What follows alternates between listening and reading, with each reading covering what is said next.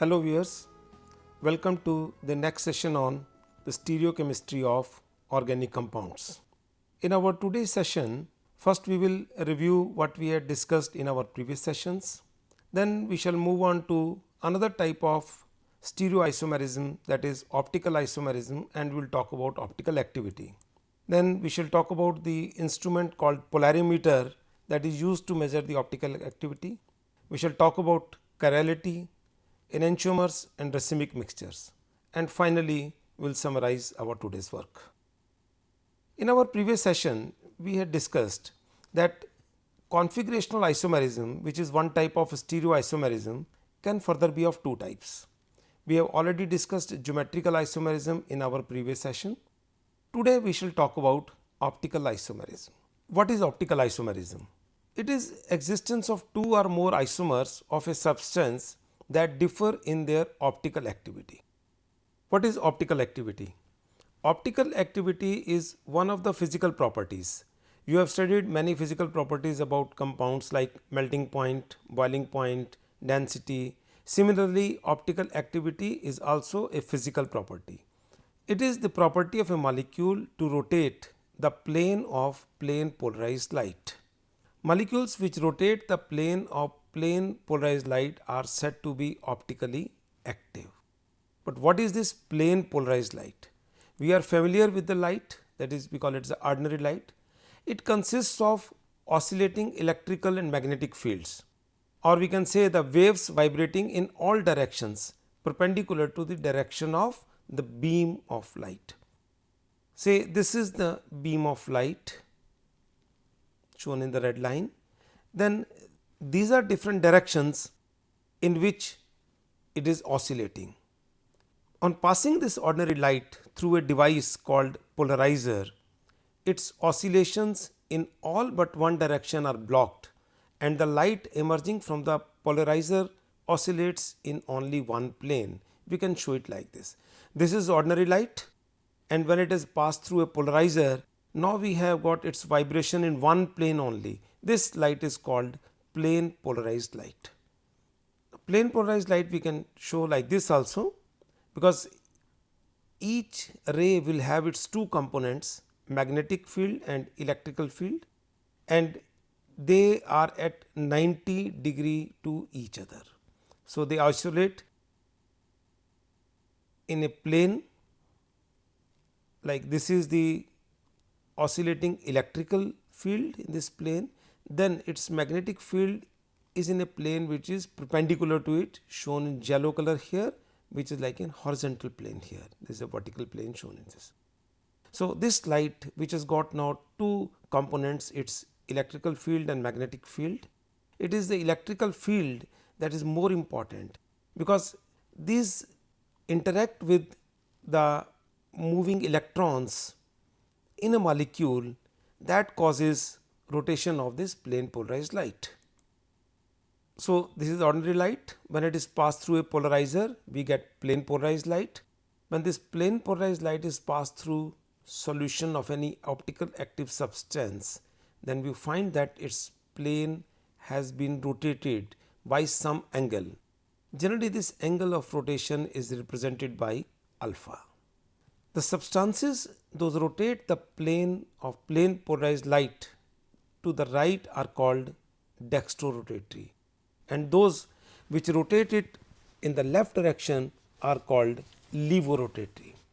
Means first, a compound, if it disturbs the plane of plane polarized light or rotates the plane of plane polarized light, is said to be optically active, and then optically active substance can be either dextrorotatory or levorotatory, depending upon in which direction it rotates the plane of plane polarized light.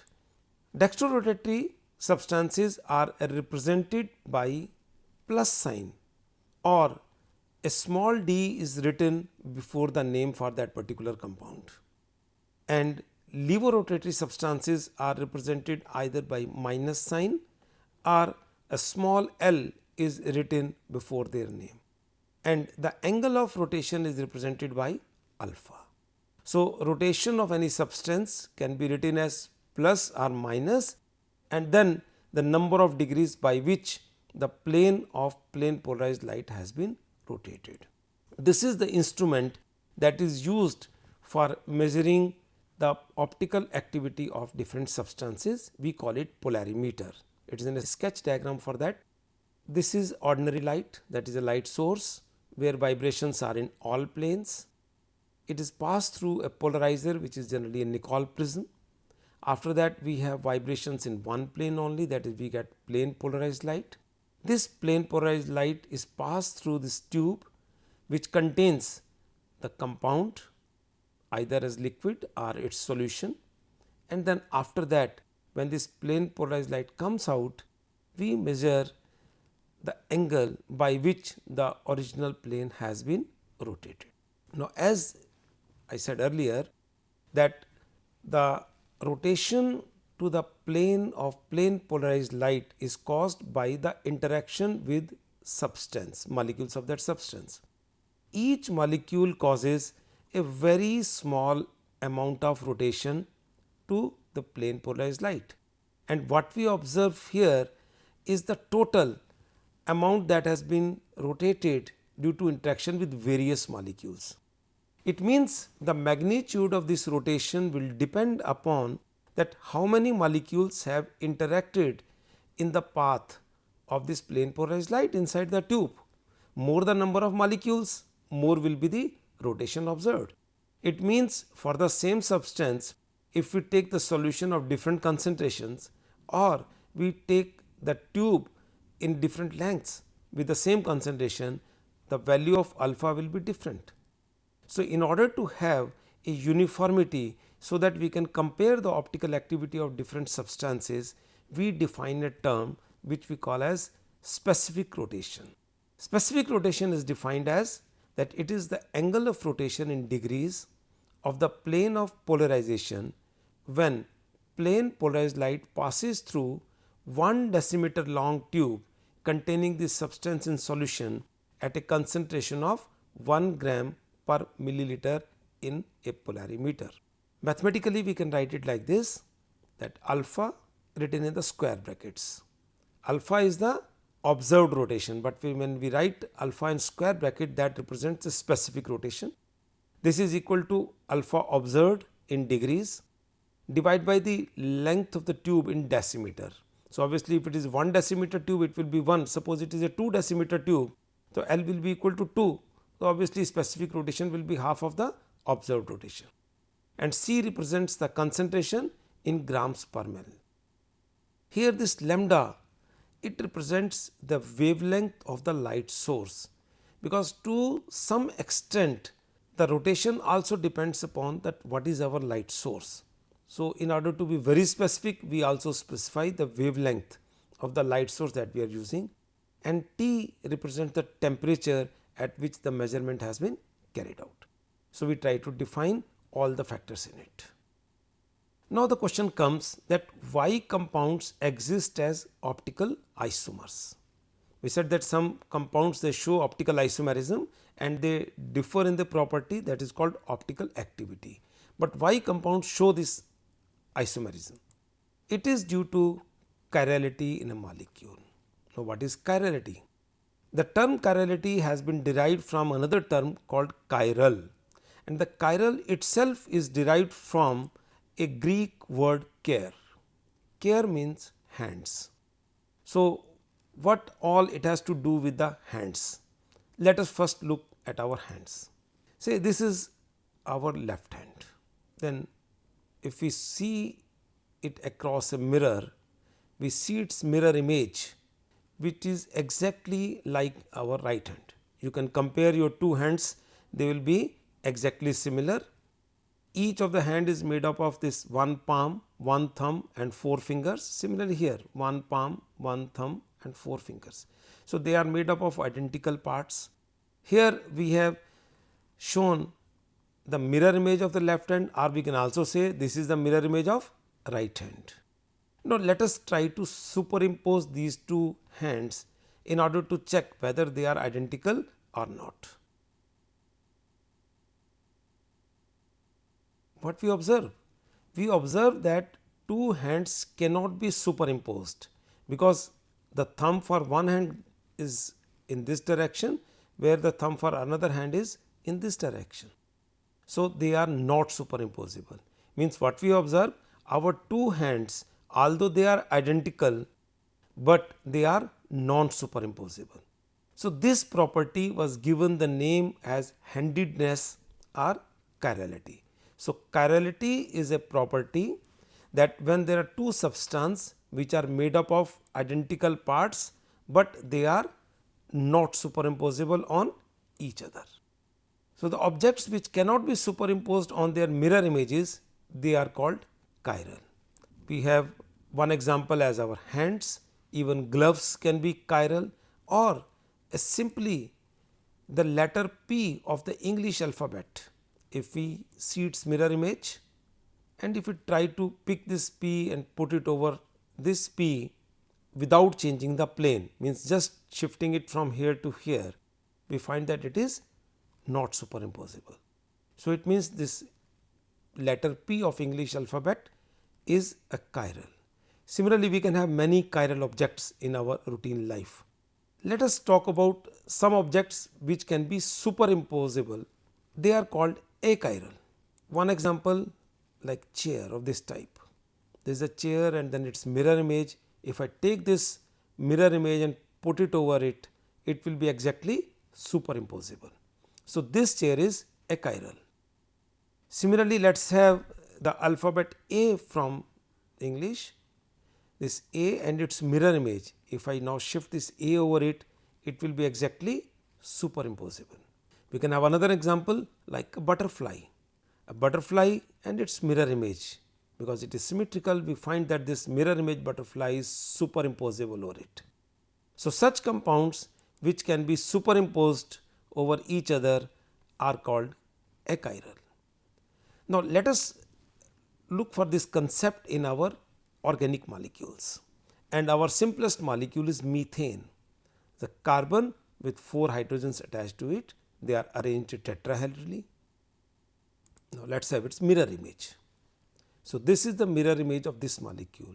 Now, if I put this molecule over it, I see that it will be exactly superimposable, because this hydrogen comes over this hydrogen goes over this hydrogen which is going behind comes over this hydrogen, and this hydrogen comes over this. So, molecule of methane and its mirror image are superimposable. It means methane is achiral. Let us take up another molecule, bromomethane, in which one of the hydrogen has been replaced by bromine in methane molecule. So, this is bromomethane, this is its mirror image. Let us see whether these are superimposable or not. So, this is bromomethane, this is its mirror image. Let us try to superimpose the two. And what we find? We find that this is exactly superimposed over the original molecule. It means the mirror image is superimposable, hence the molecule is achiral, and it does not show optical isomerism, because we said earlier that for a molecule to show optical isomerism, chirality is required. Let us take another molecule, bromochloromethane, in which 2 hydrogen atoms of methane have been substituted, one by bromine and another by chlorine, and this is its mirror image. Let us check their superimposability. This is our original molecule, this is its mirror image.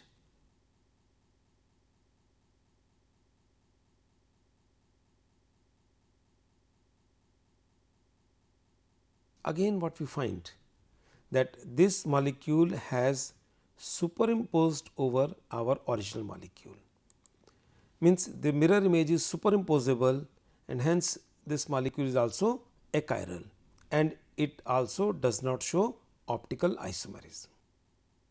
Now, let us take up another molecule, bromochlorofluoromethane.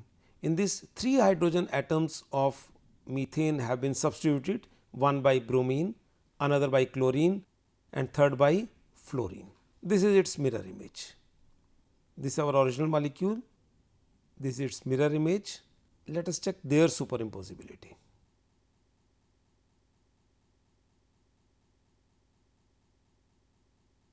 What we find here?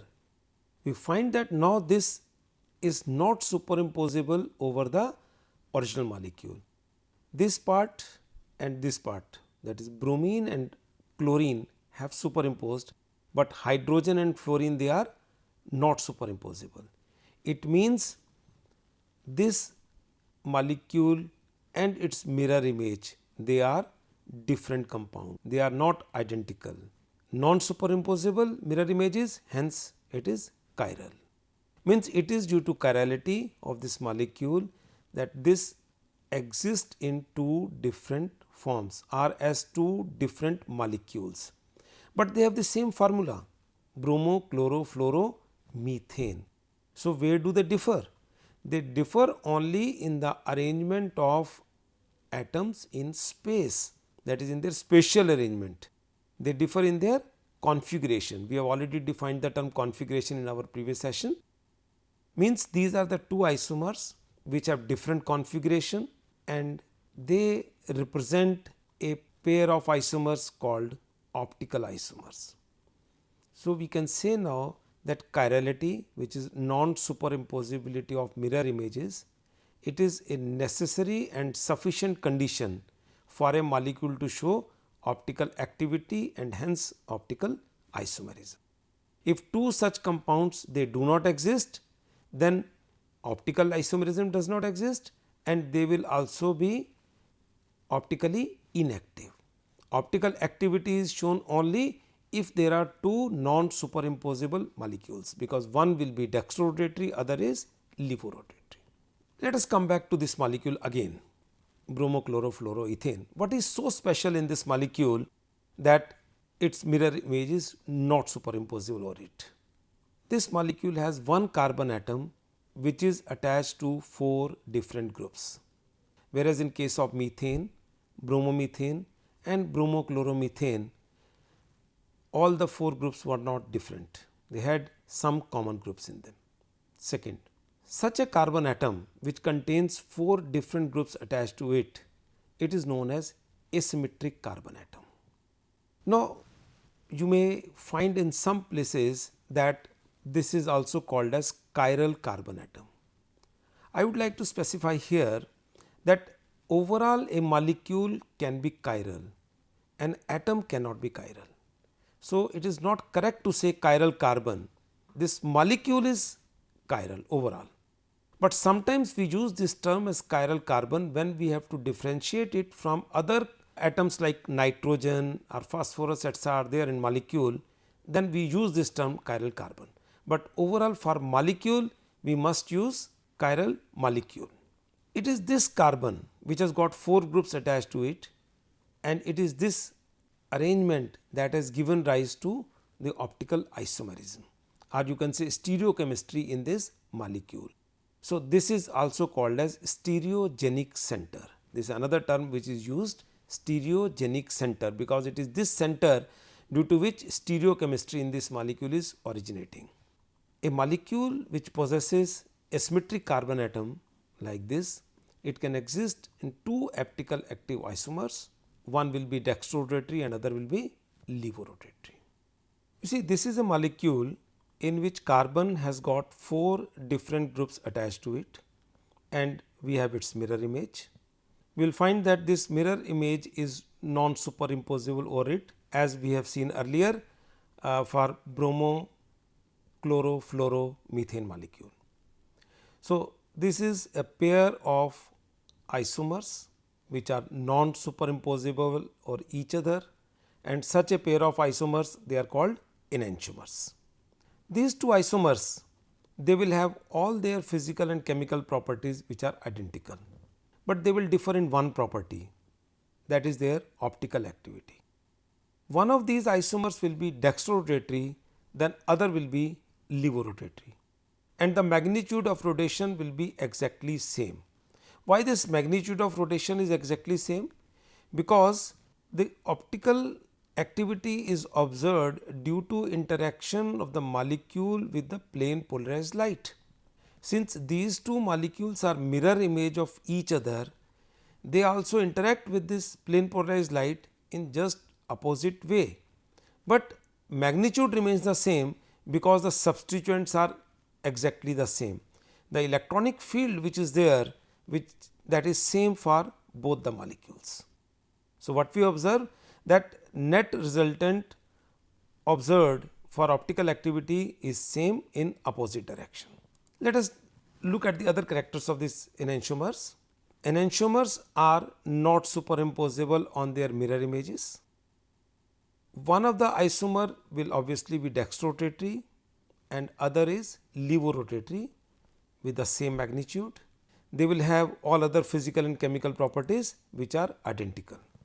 Now, what will happen if we take mixture of two enantiomers? Mixture of two enantiomers in the same ratio is known as racemic mixture.